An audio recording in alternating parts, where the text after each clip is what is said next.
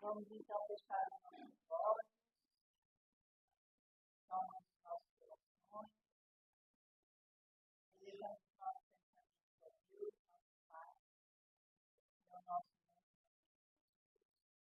Agradecemos por mais essa oportunidade de estarmos para o estudo, para o aprendizado da doutrina, essa doutrina que nos ampara e nos conforta. Agradecemos a equipe espiritual dessa casa, que desde as primeiras horas do dia prepara esse ambiente para que nós possamos levar aqui os conhecimentos da aula de hoje. Pedimos também ao Pai, ao nosso irmão Carlinhos, que fará um estudo dessa noite. Mais uma vez,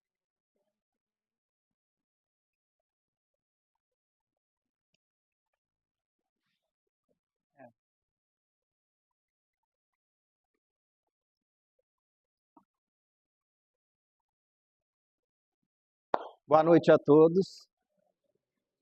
Nós inicialmente tentamos utilizar o microfone por conta do barulho dos ventiladores, que às vezes atrapalha, principalmente o pessoal que fica mais no fundo, né? Fica mais difícil de ouvir.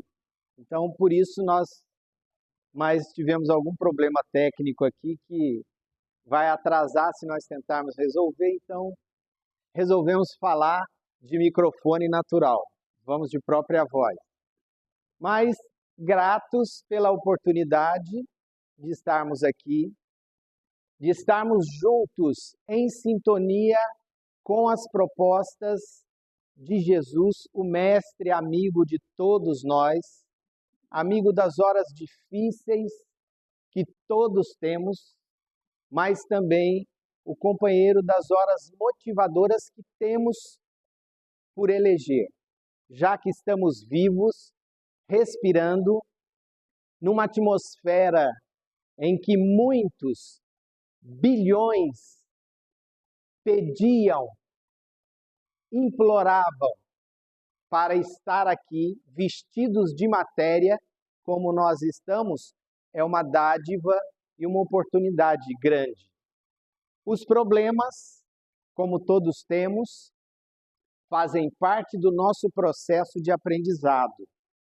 Então, dizer, mas a minha vida é cheia de dificuldades, é uma bênção. Mas então eu tenho que agradecer o sofrimento?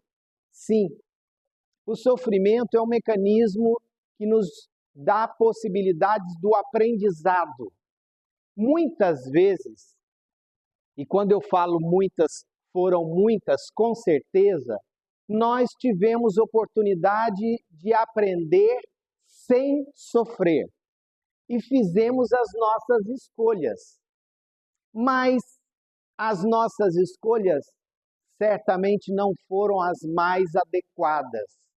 E ao longo da repetição de experiências, de vivermos num corpo físico estando aqui no palco da Terra, nós fizemos opções equivocadas. E existe uma lei universal que rege a vida em toda parte no universo. A lei de causa e efeito, das consequências ligadas às escolhas. Nós somos livres no processo do aprendizado para escolhermos aquilo que desejamos pensar, sentir e realizar. Somos livres. Acontece que toda escolha decorre imediatamente de uma consequência. Então, toda opção que eu faço na minha vida, toda e qualquer decisão que eu tomo, toda e qualquer atitude que eu pratico, todo e qualquer pensamento que eu nutro, sentimento que eu prolifero, vai repercutir na minha vida, como na vida dos outros que estão à minha volta, em consequências. É o plantio e a colheita. nós somos livres para escolher a semente daquilo que desejamos plantar. Somos livres. Algumas vezes escolhemos limão, outras laranja, outras pera, enfim. Agora, nós somos responsáveis pela colheita. O que plantamos necessariamente será o que vamos recolher. Não adianta imaginar que plantando limão nós vamos colher laranja. Não iremos. A lei, o mecanismo do processo evolutivo nos coloca exatamente nas reações que são ligadas às nossas escolhas. Os sintomas são provenientes das nossas atitudes. Algumas vezes, essas atitudes são desta mesma vida, consequências que virão nesta mesma vida. Outras são anteriores a esta vida. Uma boa parte das nossas experiências, quase sempre as experiências dolorosas, muitas vezes são as consequências do plantio em outras experiências de vida, em outras reencarnações. É por isso que esse plano de existência no universo é chamado de escola. A Terra é uma escola. O mecanismo de existir fisicamente é um mecanismo de aprendizado. Nós estamos em desenvolvimento. E a Terra está num estágio em que ela se coloca na condição de escola, educandário. Nós estamos aqui para aprender, desenvolver, a fim de avançarmos para um nível superior de aprendizado. Exatamente como numa escola, nós entramos, somos matriculados em um grau de escolaridade, vamos receber lições correspondentes a essa faixa de aprendizado, aquela que nós podemos assimilar, em nos dando positivamente, realizando as tarefas, cumprindo os deveres, aprendendo, exercitando as lições oferecidas, nós nos graduamos no próximo ano a um novo nível educacional. Então, nós vamos da segunda para a terceira série e assim sucessivamente, passando de nível de grau médio para superior e assim caminhamos nesse processo de educação. E essa escola, por incrível que pareça, está atravessando um grande processo de transformação. Porque aqueles alunos que estamos matriculados nessa escola, estamos nos candidatando a transferir a um outro nível de estudo, de educação, de aprendizado. Os anteriores, os níveis anteriores, não existirão mais nesta escola. Então, aqueles alunos, que somos nós, que não aproveitarmos agora essa oportunidade de nos transferirmos, fazendo as lições, aproveitando as oportunidades de aprendizado, não conseguiremos nos matricular mais nesta escola. Teremos que ser transferidos para outra escola para continuarmos o aprendizado. Em outra escola que provavelmente terá lá o nível primário em que nós estamos, continuaremos repetindo o ano, experiências, porque muitas vezes nessa escola nós repetimos as experiências, repetimos a escolaridade, não conseguimos avançar. Então, temos que repetir o ano correspondente ao nosso estudo de desenvolvimento. Assim, ao longo dessa nossa jornada, certamente nós não estamos aqui por primeira vez e certamente já fizemos essas lições inúmeras vezes. Algumas, muito provavelmente, nós cultivamos algumas sementes não muito produtivas, não muito agradáveis, e agora, claro, vamos recolher os frutos daquilo que plantamos, para aprendermos a sementeira, para entendermos que o limão, o fruto que plantou, é amargo. Deseja um fruto mais doce? Mude o plantio, modifique a forma de atuar, mude o plantio para a laranja, mude a forma de se interrelacionar com os seres que estão à sua volta. Cultive paciência, cultive o desenvolvimento do respeito, da dedicação, do carinho, do bem fazer ao outro aquilo que desejaria que o outro o fizesse. Então nós vamos avaliando e vamos encontrando a perfeita sintonia dessa escola com os ensinamentos do maior mestre que nós tivemos, Jesus. Ele, segundo o Livro dos Espíritos, foi o ser mais evoluído que Deus enviou à Terra para servir de modelo e guia da humanidade. Porque a pergunta feita por Kardec aos espíritos questionados, intitulados Espírito Verdade, aqueles que respondiam às suas questões, das quais se fez um livro chamado O Livro dos Espíritos, Kardec interrogou as entidades venerandas.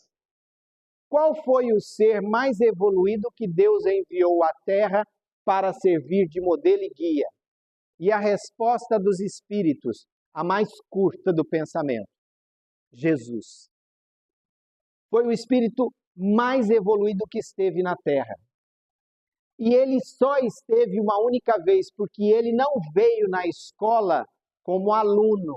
Ele já tinha aprendido todas as lições. Ele era o mestre que veio nos auxiliar, dando-nos as lições e diretrizes para que pudéssemos cursar esse educandário e nos tornarmos mais graduados ao fim do curso. Então é esse homem que se vestiu como nós, passou pelas mesmas limitações que nós temos, porque ele não vestiu uma roupagem diferente desta, senão esta mesma biológica. Ele não ficou impedido de sentir o que nós sentimos, dor, dificuldades, limitações. Ele não foi aquele que se utilizou da sua evolução espiritual para ter alguma ação física diferente da nossa no mundo físico. Portanto, ele viveu absolutamente como qualquer um. E ele não fez, a propósito de muitos de nós que de maneira ignorante colocamos, ele não fez nenhum milagre. Ele agiu de acordo com a sua capacidade, conhecimento e nível espiritual evoluído para atuar entre nós, conforme ele atuou, através das curas, as que nós chamamos muitas vezes os milagres, a autoridade moral nos ensinando. E nos vale a reflexão para esta noite acerca de ele esteve iniciando a sua jornada em Cafarnaum. Cafarnaum é uma cidade que fica à beira do Mar da Galileia. O Mar da Galileia é, na realidade, um grande lago de água doce. Não é um mar. Mas assim é chamado desde muito antes de Jesus, como Mar da Galileia, ou Lago de Genezaré, ou Lago de Tiberíades, também é conhecido das narrativas bíblicas. Mas é um lago de água doce. E deste lago, deste acúmulo de água doce, é que vai se formar o Mar Morto, chamado Mar Morto, que também não é mar, mas é um acúmulo de um ponto mais baixo no nível do mar, mais baixo que o nível do mar na Terra. É a parte mais baixa. O Mar da Galileia fica em torno de 400 metros abaixo do nível do mar. Então é uma região de depressão mais baixa que nós temos na Terra. E foi exatamente ali, naquele lugar que é Alcandorado, nós tivemos oportunidade de conhecer uma atmosfera bela, um clima ameno. E nesse ambiente, aqueles dias, eram também dias difíceis, como hoje nós vivemos.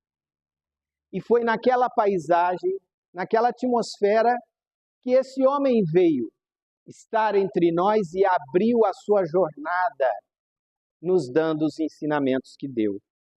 E narra um espírito chamado Amélia Rodrigues, no livro Primícias do Reino. Amélia Rodrigues narra uma parte do acontecimento que a Bíblia não narra, mas ela, por ser espírito e ter tido acesso à passagem real de Jesus, traz as narrativas complementares das passagens bíblicas que nós conhecemos graças às traduções bíblicas. Mas ela narra que, estando Jesus ali no mar da Galileia, reunido num barco de Simão Bar-Jonas, Simão Pedro, o pescador, mais aqueles outros seguidores, e Jesus estava a dormir neste barco. Quando a tempestade se aproxima, eles estão a pescar. E Jesus dorme. E a tempestade se acerca e todos têm medo. E Jesus continua dormindo. E eles, temerosos, observam a natureza que começa a se movimentar em violência e acordam Jesus. Mestre, os ventos são fortes, a tempestade se aproxima e nós estamos no meio do lago de Genezaré, no meio do mar da Galileia.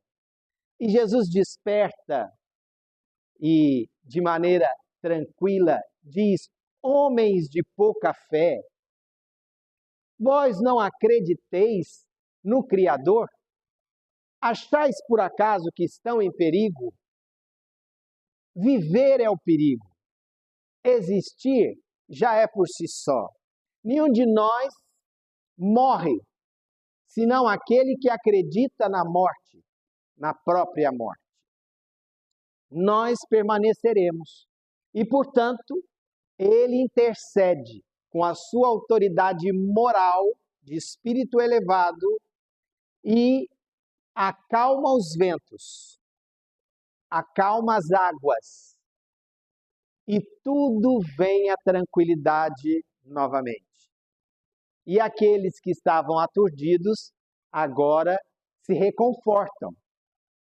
E Jesus então lhes pede: vamos atravessar a outra margem do lago de Genezaré. E o barco então se destina a uma região chamada de Gadara, ou também a Decápolis, que era uma região que ficava do outro lado da margem de Israel, da margem do lago de Genezaré, e tinha o nome de Decápolis, ou Gadara. Decápolis porque eram 10 e polis, cidades. 10 cidades de origem grega. Não eram da Judéia, não faziam parte de Israel. Eram cidades pagãs. Não havia ali nenhuma religião. Eram pagãos que viviam ali nessas cidades. Em Gergesa, na própria Gadara havia uma cidade com o mesmo nome da região. E Jesus pede que se dirigissem para lá. E ali, chegando, o barco ancora, Jesus desce com os discípulos, com aqueles seus seguidores, e começa a subir as escarpas. E ali nessa região, ele encontra um homem tresloucado que vem em direção a ele com a fisionomia de louco, desgrenhado. Era um jovem homem, era um rapaz, mas que tinha comportamento alucinado. E olhando para o mestre, ele diz: Jesus, não nos mandes ao Hades. E Jesus olha para aquele homem e sabe que aquele era um homem que estava possuído. Palavra do seu tempo. Possuído, e Jesus se refere a ele: eu te ordeno, deixa este homem. E novamente ele diz: quem és tu? E aí ele responde: meu nome é Legião, porque somos muitos aqueles que estamos com este homem. E aí Jesus torna: Legião, eu te ordeno, abandona ele, abandona este homem.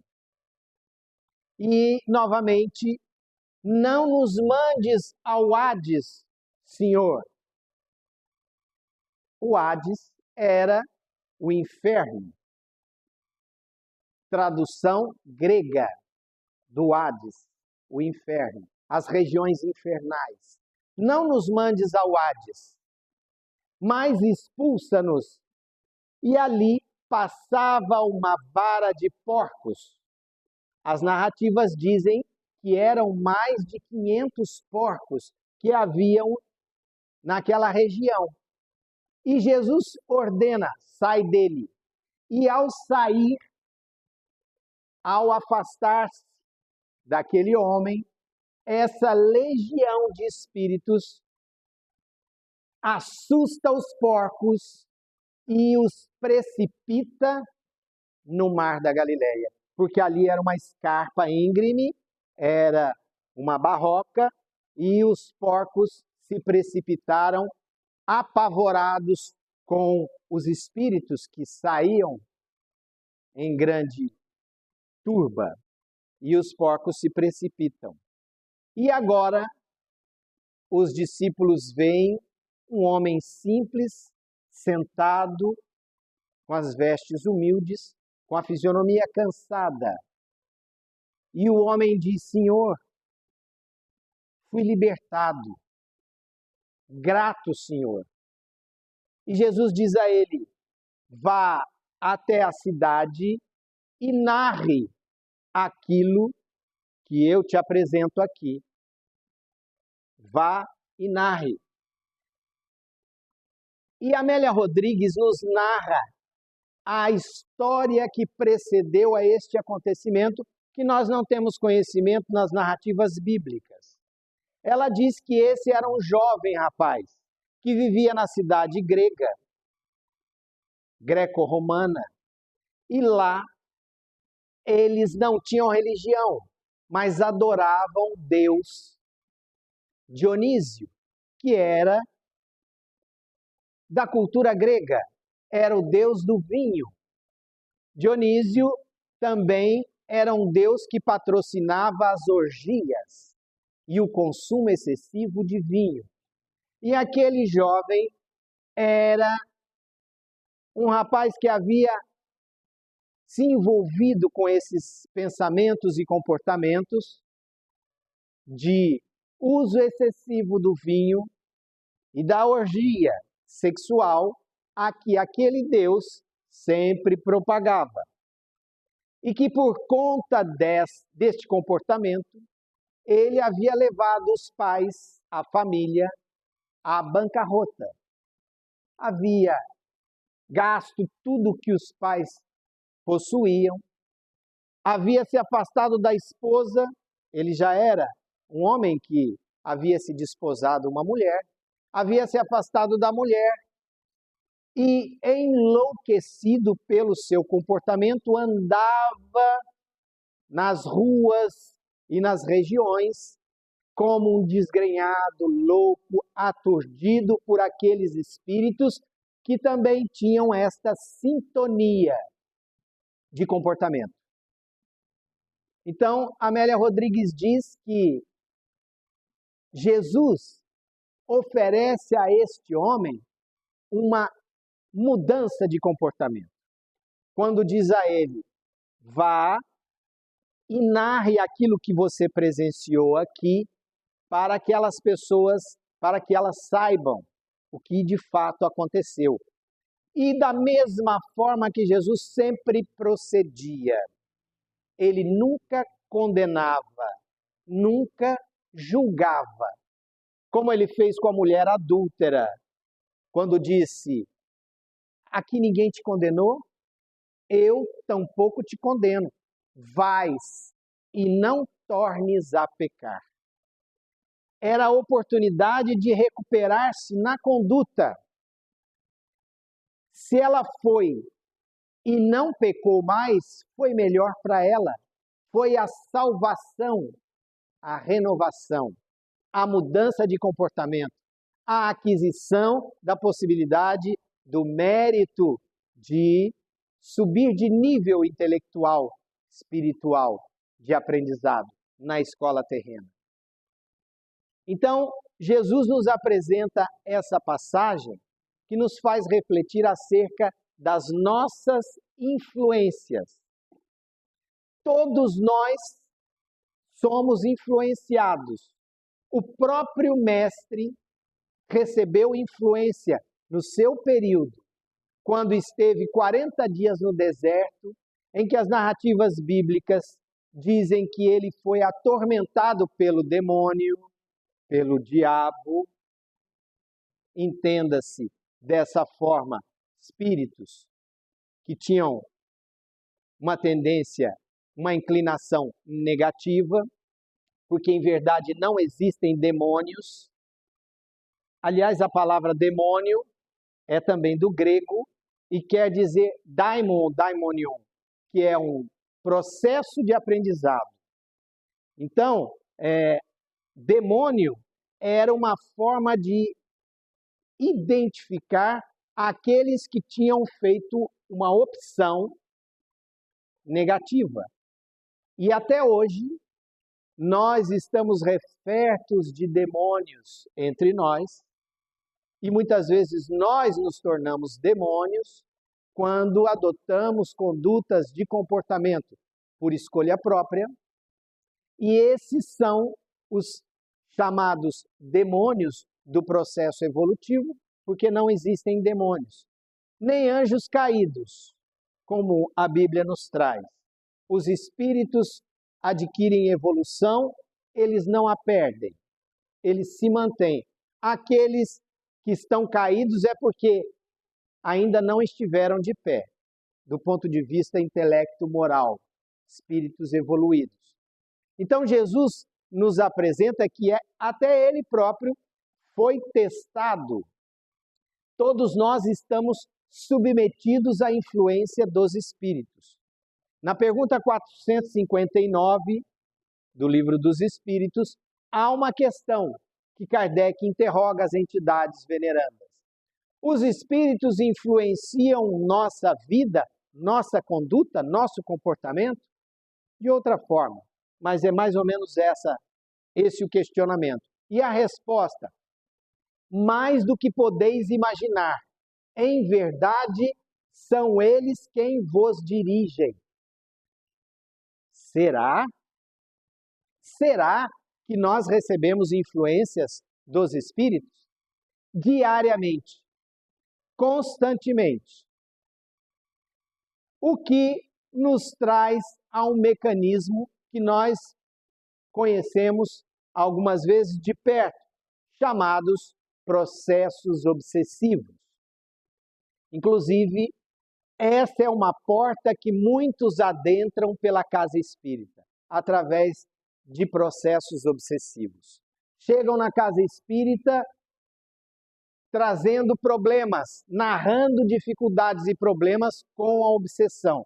Ah, eu estou sendo obsidiado, eu estou sendo influenciado. Existem espíritos que me perturbam. Por favor, faça um trabalho para afastar esses espíritos. Não só na casa espírita, nos terreiros de Umbanda, nas outras doutrinas espiritualistas, em outras também, quase sempre as pessoas vão querendo que seja livrado desse processo, dessa influência, que Jesus deixou claro, todos nós recebemos influências. Mas qual será o mecanismo que de fato nos libera? E aí, algumas pessoas chegam na casa espírita e pedem para serem auxiliadas. E os trabalhos, que muitas vezes ocorrem nas reuniões mediúnicas, vão tendo esta finalidade de afastar estes irmãos, esses espíritos que estão em nível vibratório inferior de decisões, de inclinações, de desejos. E muitas vezes esses espíritos são afastados. E a pessoa melhora e diz: fiquei bem, estou ótimo.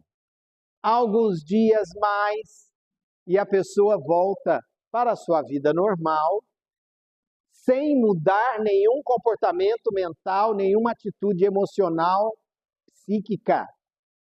E dali a pouco, novamente, a pessoa está recebendo as influências das perturbações e diz: não deu certo, aquele centro espírita é fraco, não resolveu o problema. Eu continuo com esses problemas, eu tenho que procurar outro. E aí vai em outro, e aí se afasta novamente, se recupera por um tempo e dali a pouco novamente. O que se sabe a respeito das influências é que elas só ocorrem por conta das nossas permissões. Nenhuma influência se dá se não for pela autorização daquele que é o influenciado. Porque a influência inicia-se como uma proposta. Alguém lhe chega e diz: olha, nós estamos na semana de carnaval. Sexta-feira tem um bloco lá em São Luís do Paraitinga. O pessoal já reservou 50 garrafas de 51. Vamos? E aí você tem aquela ligeira vontade, está em você, não está nele. Ele fez a proposta, aí você pensa: puxa vida, 50 garrafas, sexta-feira, tô dentro, vamos, eu aceito a proposta que me foi feita. E a partir daí, eu tenho um vínculo com aquele que me fez a proposta. E ele tem comigo também. Nós estamos na mesma faixa de frequência, de ideia, de pensamento. É por isso que as propostas dele são aceitas por mim, que eu também gosto. Alguém chega e fala para mim: olha, segunda-feira que vem tem centro, vamos lá tomar um passe. Pensando bem, é carnaval. Eu acho que... não, deixa para lá. Então eu não posso, é muito tarde, não vou. Porque não se afinizou com essa proposta, a sintonia não está em você. Então, o que vai repercutir são as propostas que fazem o seu prazer, o seu gosto, as suas ideias, as suas inclinações. E são essas que os espíritos que se ligam a nós vão nos influenciar. São nessas nossas fragilidades que se inicia o processo obsessivo e que vai se intensificando até atingir os níveis que nós já conhecemos, os chamados níveis de fascinação e até os níveis mais elevados de obsessão, que são os chamados subjugação. É um nível em que há uma tamanha troca de experiências, de intenções, de ideias, em que a ideia daquele que propõe é a mesma sua, de tamanho entrelaçamento, que nós muitas vezes não conseguimos saber o que é a ideia sua, o que é a ideia dele, do espírito que influencia. Chega ao ponto dessa chamada subjugação, onde nós estamos subjugados às ideias do outro, porque na verdade nós aceitamos essas propostas. Então, o mecanismo de libertação, de fato romper com esses processos, é um mecanismo de mudança interior. Só se resolve um processo obsessivo com mudança interior, em fazendo o bem. E por que isso? Porque Jesus apresenta a caridade, o mecanismo, como um mecanismo de salvação. Porque através do exercício da caridade, entenda-se não somente a esmola, que a caridade não é isso, é muito mais do que isso, também isso, mas é muito mais do que isso. É o desejo do bem para o outro em relação, em convivência, em interrelacionamento pessoal, familiar, desejar ao outro, ao seu semelhante, ao seu próximo, mais próximo, aquilo que você desejaria para você. Em fazendo isto, você cultiva sintonia de atitudes, ideias, pensamentos que são semelhantes àqueles espíritos que estão numa hierarquia vibracional mais elevada. E são esses que vão se aproximar de você agora, por afinidade, o mesmo processo.